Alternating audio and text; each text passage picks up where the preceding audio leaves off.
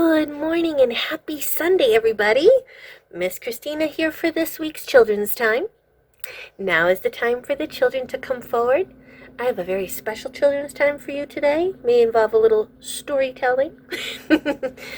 Now, today's going to be chock full of tying into lots of different things.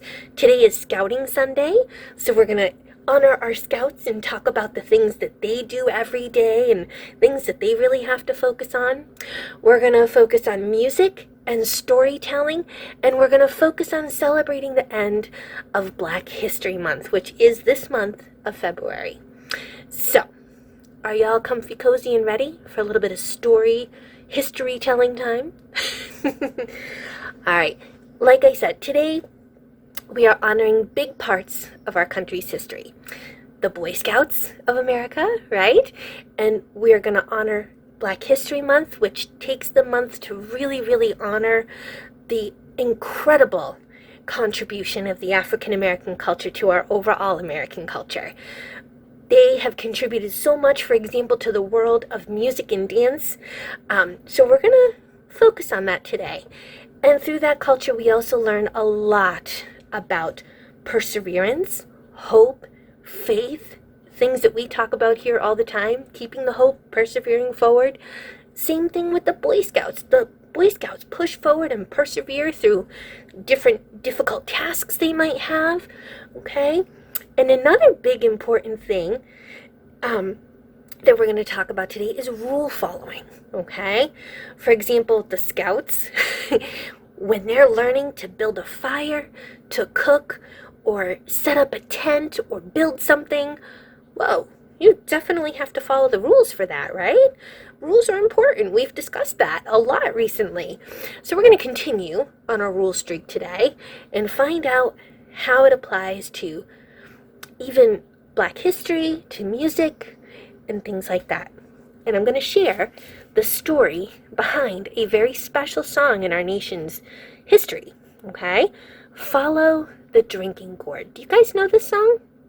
Follow the drinking gourd, follow the drinking gourd, for the old man is a-waiting for to carry you to freedom if you follow the drinking gourd. That tune ring a bell to you? Ah, well, if you do, you may know that there's a basic overall code to the song. This song, in our nation's history, saved lives, gave directions, and in the end is a flat-out map of helping the slaves get to freedom here in the North and into Canada. Okay, so we're going to explore the roadmap today. If you are familiar with the song, you may know the basic overall code that the drinking gourd was code for the Big Dipper. I don't know about you, but I've been paying attention to our night sky recently, and the Big Dipper and Orion and its belt have all been really clear this year. I've really enjoyed it. But you might know that the drinking gourd was code for the Big Dipper, and it was code to follow the Big Dipper north, because the Big Dipper actually points to the North Star. We can tie in astronomy too. So you follow the Big Dipper north to freedom is the basic code of this whole song.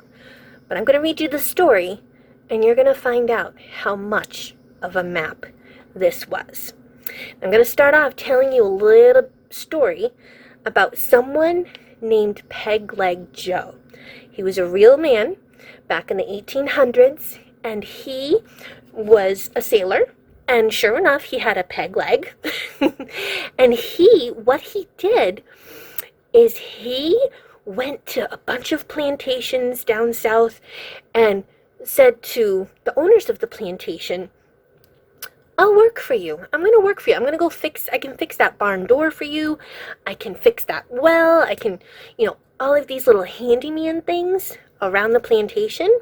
So he would hire himself out to the plantation workers, and then at nighttime, when the work was done, he would teach the slaves this song to help them to freedom. Let's have a little story time. Follow the drinking gourd. Now, a drinking gourd is actually a hollowed out squash, hollowed-out gourd that you would gather water from and drink from, okay? So to a slave owner hearing this song, they would have no idea that this was a map. It was a whole secret code. Our story begins. Long ago, before the Civil War, there was an old sailor called Pegleg Joe who did what he could to help free the slaves. Joe had a plan. He'd use a hammer and nail and saw and work for the master, the man who owned slaves on the cotton plantation. Joe had a plan. At night, when work was done, he'd teach the slaves a song that secretly told the way to freedom. Just follow the drinking gourd, it said. When the song was learned and sung all day, Pegleg Joe would slip away to work for another master and teach the song again. One day, a slave called Molly saw her man James sold to another master. James would be taken away, their family torn apart. Just one more night together. A quail called in the trees that night. Molly and James remembered Joe's song. They sang it low.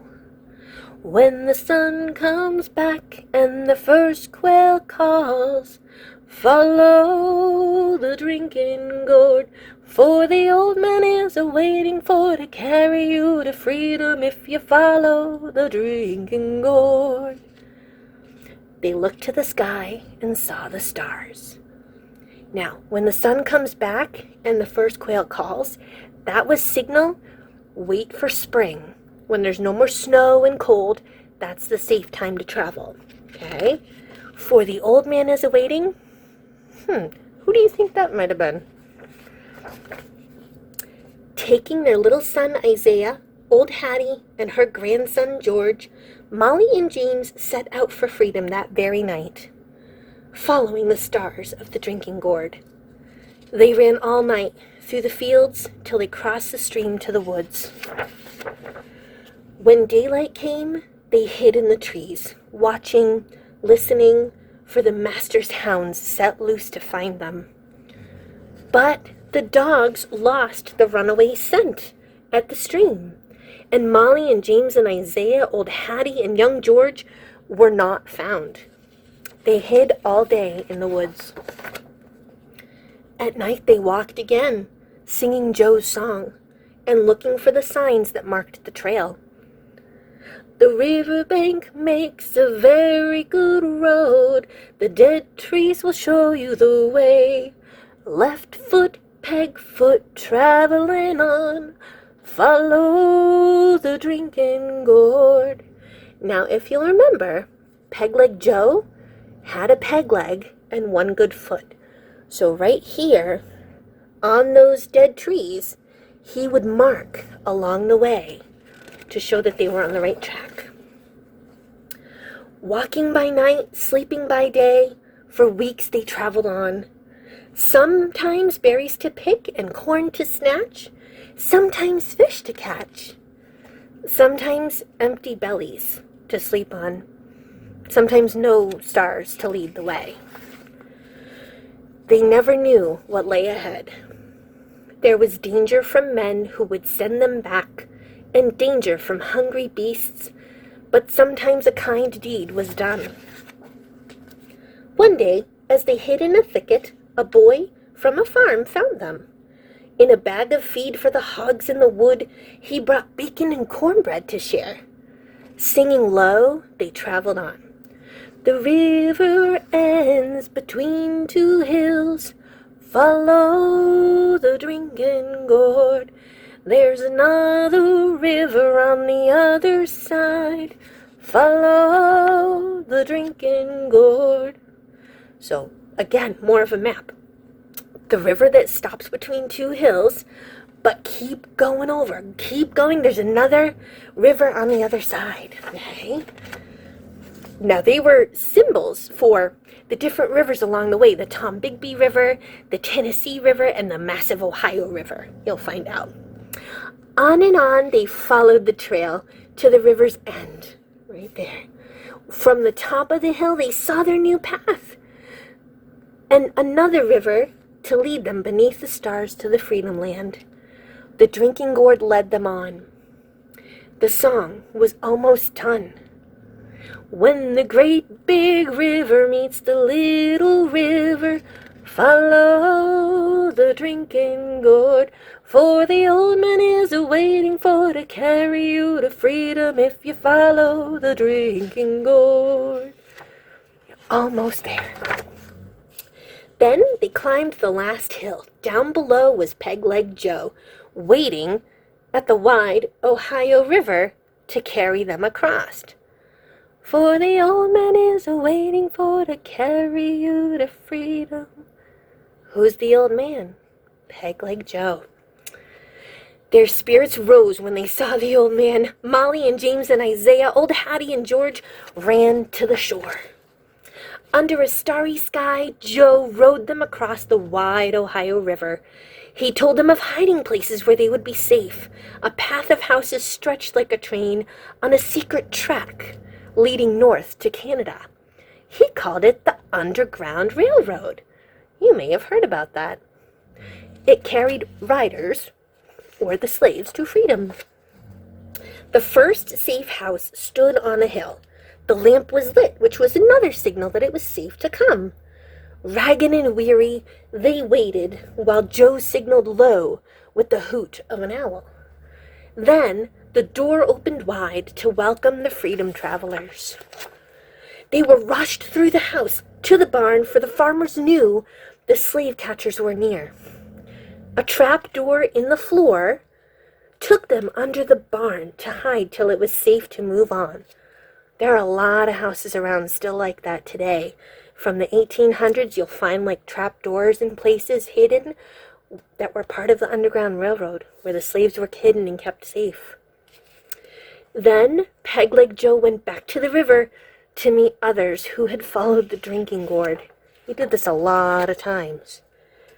With the danger still near, too close for ease, the farmer sent the 5 travelers on. He drew a map that showed the way north on the midnight road to the next safe house, just over 2 hills. This time, James called the signal, a hoot like an owl, that opened the door to a Quaker farm. Quaker is our region. We're in the Quaker region, so they've made their way north. The travelers were led to a secret room, hidden behind shelves now. They rested here for many days and healed their wounds. Soft beds, full meals, new clothes, hot baths washed away some fear and pain. Isaiah smiled. When they were strong, they traveled again, from house to house on the Underground Railroad, still following the drinking gourd north. Sometimes they traveled on foot, sometimes by cart. The wagon they rode near their journey's end carried fruit to the market and runaway slaves to freedom. At last they came to the shores of Lake Erie. So we're up at the Finger Lakes now, and we're up on the border of Canada, right? Molly and James and Isaiah, old Hattie and young George climbed aboard the steamship that would carry them across to Canada to freedom. 5 more souls are safe, old Hattie cried. The sun shone bright when they stepped on land. They had followed the drinking gourd. So, that's a little bit of our history. The importance of following rules, we've talked about it as relating to following the life rules of God and Jesus' teachings. We've talked about rules in our own lives. We've learned the Scouts need to follow rules. And if we hadn't followed the rules, if we don't help others, we can't move forward and persevere through tough times. We're even in a tough time right now. And that's why it's important we help each other and acknowledge our past, whatever it may be. Acknowledge, hold on to the past, and learn from it to move on, right? This may not be a pretty past, but we have definitely learned from it, and we are working to help each other and move forward. So anytime there's a hard time, we need to help each other and be aware of our past, learn from it, and follow the rules that will help everybody have a happy equal life. All right? Hope this gives you a little insight into the way I think of Black History Month and the way we celebrate and honor it and learn from our history, and how we can appreciate the Scouts' history and them teaching us what they know about following rules and helping people. They help people all the time too. We've learned a lot today, and we have a lot we can learn from this particular Sunday. All right? Let us pray. Dear God, thank you for being our drinking gourd and for showing us the way always. And all God's children say, Amen. See you next week.